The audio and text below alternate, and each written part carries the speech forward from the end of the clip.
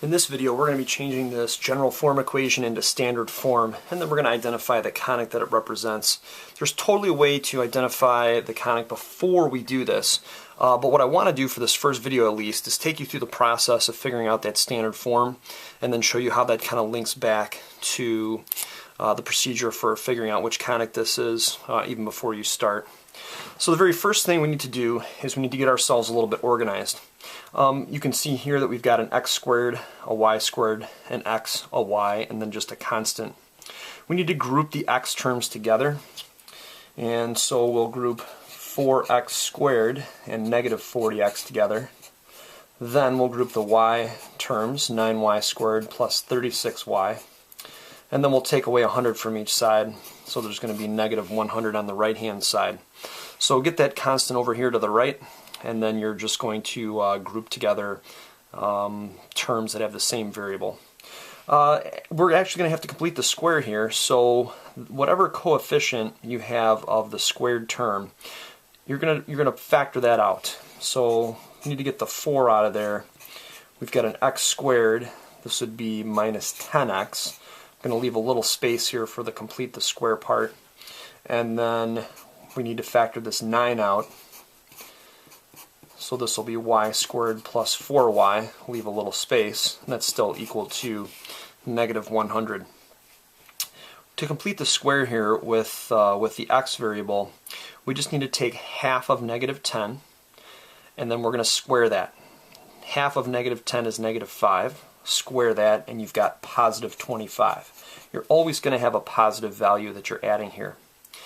Now, as you recall from algebra, if you do something to the left side of an equation, you have to do the same thing to the right. In this case, we added not 25, but 4 times 25 if we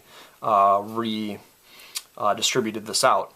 So what you need to do is, if we add 100 to the left side of the equation, we need to add 100 to the right. So just remember, it's whatever the number outside of the parentheses is times that value that you added in this position. We're going to do the same thing here. We're going to take b divided by 2. Remember, b is just the math name or the letter that stands for this middle term here of a quadratic, the coefficient of that middle term, I should say.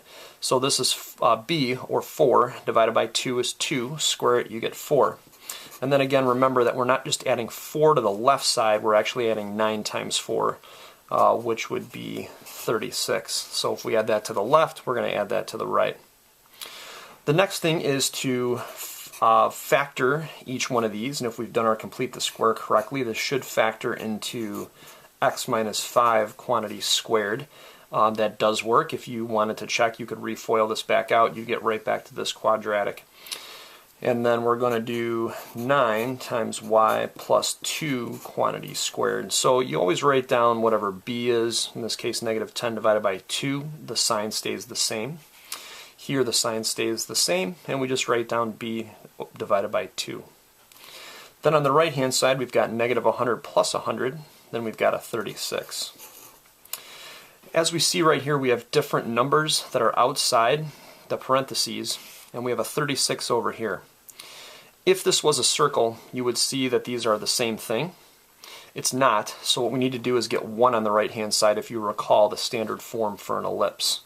So we're going to divide everything by 36, every single term by 36. We're going to simplify 4 over 36, that's 1 over 9. So we've got x minus 5 quantity squared all over 9, plus, then you've got y plus 2 quantity squared all over whatever 9 over 36 simplifies to, and that's 1 over 4. And then on the right hand side we're going to have 1.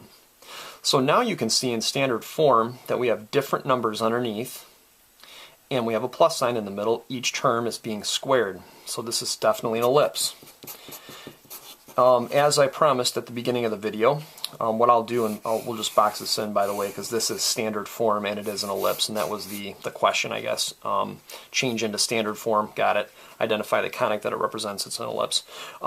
So if we look back at the general form, you've got a 4 here, the x is being squared, you have a plus sign, a 9, and then the y is being squared. So right off the bat, each variable is being squared, so it's not a parabola.